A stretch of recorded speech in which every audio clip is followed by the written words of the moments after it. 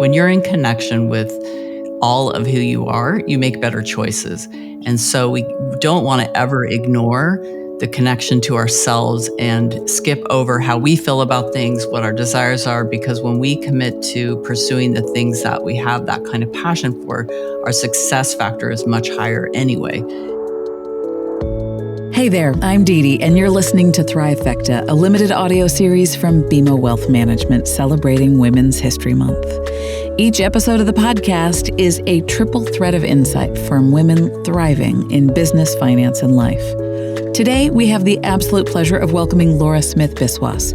She is a co-founder and the managing principal at Cadence Communications and Research, a firm which services the healthcare industry specifically.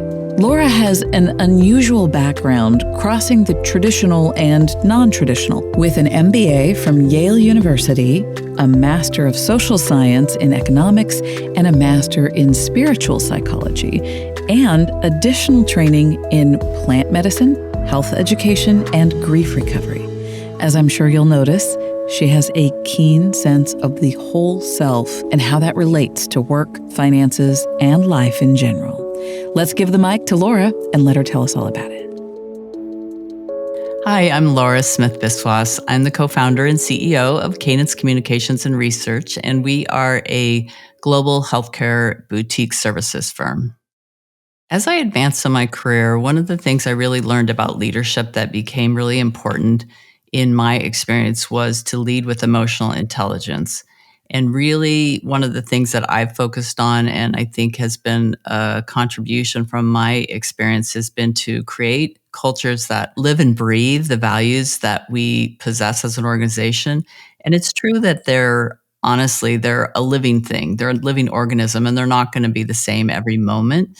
But when you lead with emotional intelligence and you really find a way of leading that's balanced, where there's both an environment of structure and accountability, but also an environment of safety and connection for people, people really have the opportunity to thrive. And I think I wish I had known that early on in my career. It's really important to stay connected, not just to your intellect, but also to your intuition or the heart, because there's a level of knowledge there that's far different than just operating just from the mind. And so we really operate the best when we work together with them. I'll give you an example. So earlier in my career, when I was really exploring a variety of entrepreneurial activities, I was working with a coach who suggested that with my background from Yale, that I should do a financial coaching business. And it made 100% sense from a mental perspective, but my heart just really wasn't in it. But I didn't really take the time to reflect and say, do I have what it takes to really pursue this from an emotional commitment? Do I want to do this? Do I really desire to create this business? And I went down the whole path of starting it, getting my first client, and realized this is just a waste of energy because my heart's really not in it. And so I learned over the course of my career to really put my energy behind things that I had real passion about. And in some ways, that is an emotionally intelligent choice. You might not think of it that way. We often just think of do you have emotional skills as a leader? But when you're in connection with all of who you are, you make better choices. And so we don't want to ever ignore the connection to ourselves and skip over how we feel about things, what our desires are, because when we commit to pursuing the things that we have that kind of passion for, our success factor is much higher anyway. I came into the pharma industry and was asked to actually focus on finance as a skill set. So when I first started my career, I was given the opportunity to do a rotation in a finance role at Hoffman LaRoche, which was a great entry into my career. And I had really wonderful mentors, which was a gift. And, I really began to learn the structure and accountability and all the analysis that goes behind, big decisions like, do we want to partner with somebody? What's a new product launch going to look like? All those kind of great analytical tools.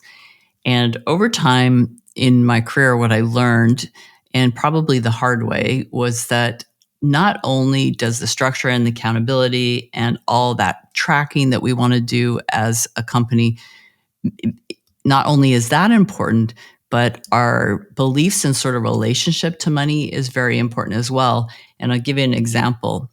My father was a very dedicated lawyer who worked in international trade law, and he really modeled to me, and not intentionally, but just because of his family, had modeled that it's very hard to make money unless you work really hard. And so I found myself experiencing that paradigm that I felt it was only going to work out if I really exhausted myself and worked myself, kind of to the bone. And over time, I began to realize that that wasn't the most effective way of working, and that belief was really limiting me in how I perceived my role in these experiences of difficulty in the marketplace.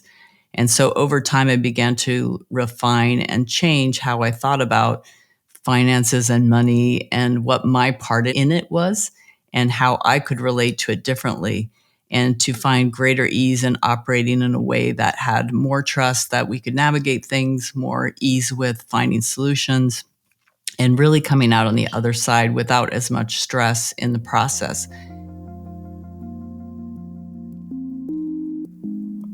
It's been really a gift to have the experience of being an entrepreneur as well as working in corporate America, and having a little bit of perspective back over how that's impacted my personal life.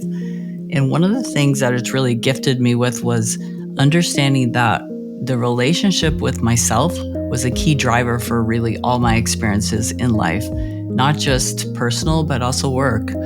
And what I've discovered over time is that relationships really mirror where we need to do our own work. They kind of show us, do you know yourself well in this area? Where do you need to be nourished to operate better? What's important to you? And they point us to all these places that can help us craft a better life. So the wonderful part about having experiences that are difficult is they'll point you to the places where you need to do your work. And I've really found that as I've grown in my career, that the empowerment I've experienced as an individual has really come from knowing myself better and really embracing myself, even with all my warts and, issues along the way. As we get to know ourselves better and really understand, hey, I have this part of myself that, it wants to do this pattern. I need to keep an eye on that. Or I know that these are the things I care the most about, so let me fuel that. All these things have an impact. And even just knowing what you need as a individual on a physical level, like I need more sleep maybe than some of the people I work with, or, what is it I need to be more of an introvert and take care of myself and make space in order to think about these things, whether it's personal or, again, any interaction in life. All those things really fuel having a more loving relationship with the self. And the more connected we are to embracing and loving who we are, it just allows us to show up in a different way. And so you end up having more energy and love to give to the people in your life. You have more centeredness and sort of balance in your work. And so that's been a real gift over the years, to just be willing to look at the parts of myself that maybe I didn't want to look at and learn to really embrace and accept them. Thanks so much, Laura, for your thoughtful comments. I really appreciated that reminder that effort doesn't always equal output. For me, I kind of interpret that as work smarter, not harder. And I can definitely see how taking a holistic approach can help us keep our perspective. So important. Thank you so much for that, Laura. If you would like to learn more about Laura and the work that she and her team are doing over at Cadence Communication and Research, please check out the show notes. We've got some links in there for you. We are almost done with this season of Thrivefecta. If you haven't heard the other episodes yet, please do go check them out. We feel like we have been so lucky to have had such a dynamic lineup of guests, and the insights have been, very insightful. For the full playlist of episodes, you can click the link in the show notes or visit uswealth.bmo.com/insights. See what we did there? You can find the podcast wherever you listen to podcasts. Simply search for BMO Thrivefecta. At BMO, we're committed to real financial progress for every woman, so they're prepared to seize every opportunity. BMO creates innovative educational programs for women and sponsors organizations that support women entrepreneurs. And through the BMO Celebrating Women program, we proudly recognize women for their philanthropy, entrepreneurship, and innovation. contact BMO Wealth Management through our website at uswealth.bmo.com. A big thank you to all who made this show possible. For a full list of credits, please do check out the description where you can also read our disclosure. Thanks for listening. See you next time.